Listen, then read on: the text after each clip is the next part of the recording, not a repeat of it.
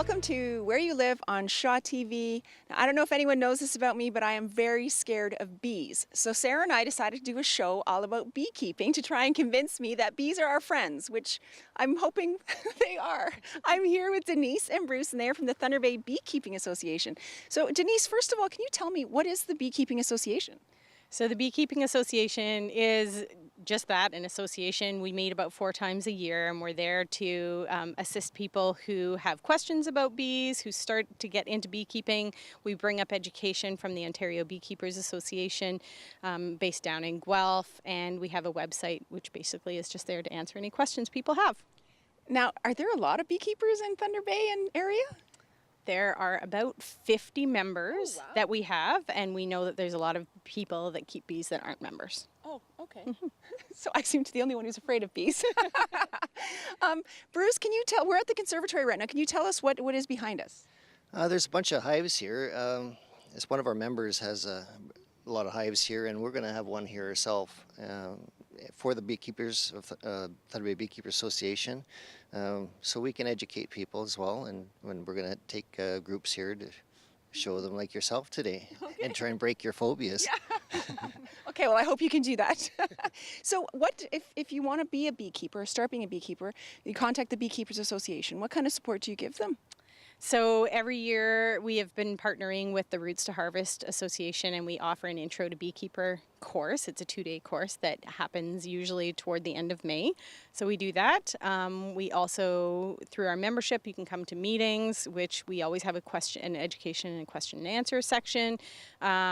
We also can set people up with mentoring possibilities. So for example, someone just got bees in May and she emailed the association, and I'm going to be going out there this weekend just to help check on it and make sure that things are okay, because it's such a huge learning curve. And so it's just nice to have someone who's been doing it for a little while to say, yeah, you're along the right path. Now, before we did this interview, I did go online and I started reading up on bees and beekeeping.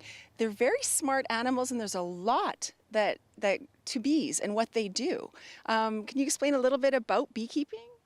Well, it's just looking after your bees and maintaining your hives. You want to make sure that there's no diseases starting, and that you got a good laying queen and good brood patterns, and just so the hive is building properly, and yeah. So what do you both love about beekeeping? You have to like it to be able to put on the suit and go in there and be surrounded by bees. What do you love? So believe it or not, I actually feel very relaxed when I'm with my bees. I think that you have to be so present with them and just mindful. That's the only thing that you're doing. And so for me, it just really is relaxing about that. I also feel good about doing something for the environment and helping pollinate our garden and our neighbor's garden, and just helping the kids and neighbors understand exactly what that is in the big picture of our environment. What about you, Bruce?